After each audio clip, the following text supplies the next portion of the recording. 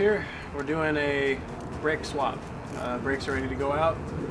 Simple service, something you can do with basic hand tools, not that difficult.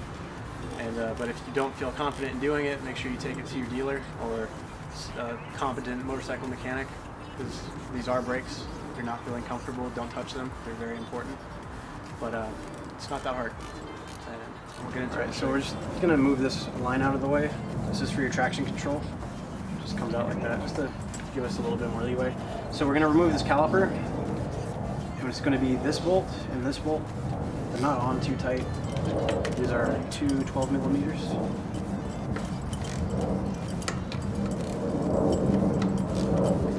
So go ahead and just back those out.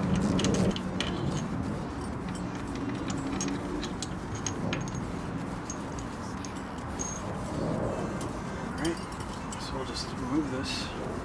You might have to twist it a little bit, get it off. And right here, these are your two brake pads. And they're going to be held in with two Allens here. There's pins that go across here. Make sure if you leave this for whatever reason, you don't let it just hang by the brake line, and get a zip tie. Try to tie it up somewhere or get a bungee or something. You don't want any stress on this. So we'll just get an Allen on this real quick. Make sure you break this loose.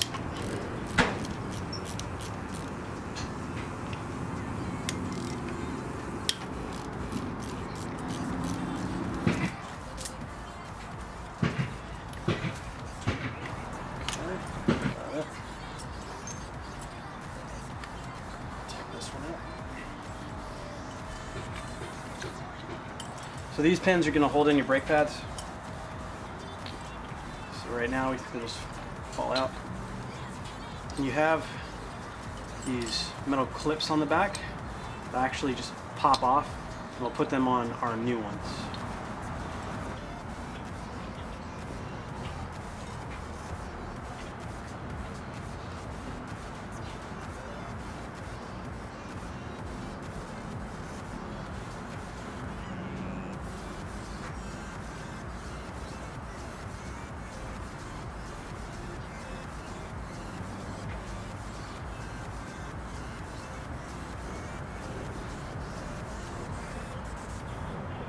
Once you take the brake pads out and you swap those things over, you can have these pistons that are out.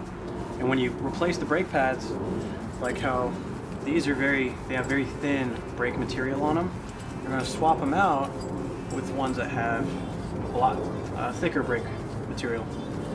So you're going to have to make room for the rotor when you slide this back on with the new brake pads, because when you slid it off it barely fit, but now you have more material.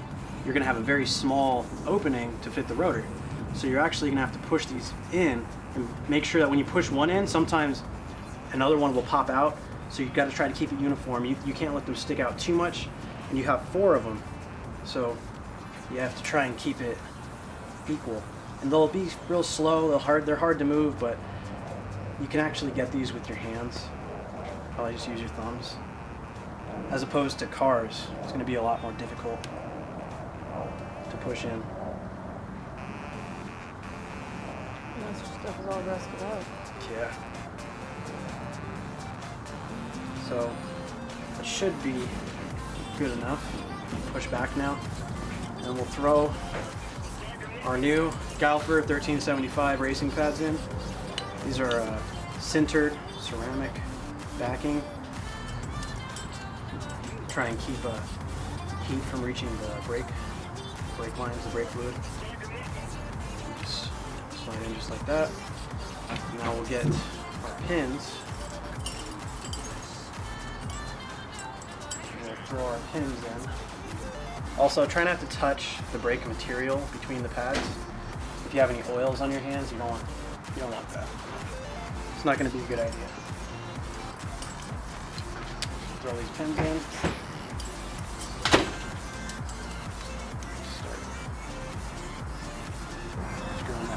Alright, so now we have those 2 basically set screws, pins in there, tightened down. I don't have a torque spec for those, just get them hand tight but not too tight. And make sure you have a good gap, and they're ready to get put onto the rotor. Just have an opening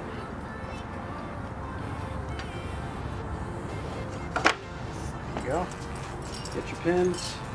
There's no need for anti-seize or Loctite or any of that. As long as you get these tightened down to spec, they'll never come loose. I've done this a million times.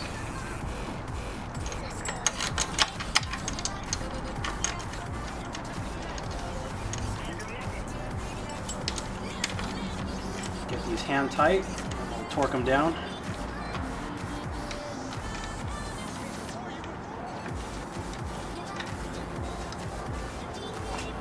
I'm going to be using a Cobalt torque wrench. These are torqued at 25 foot-pounds. And I have a video explaining how to use one of these. I'll put the link in the description. Hopefully you guys go see it. Let me know how I did. So, have it set to 25 foot-pounds. Try to go even.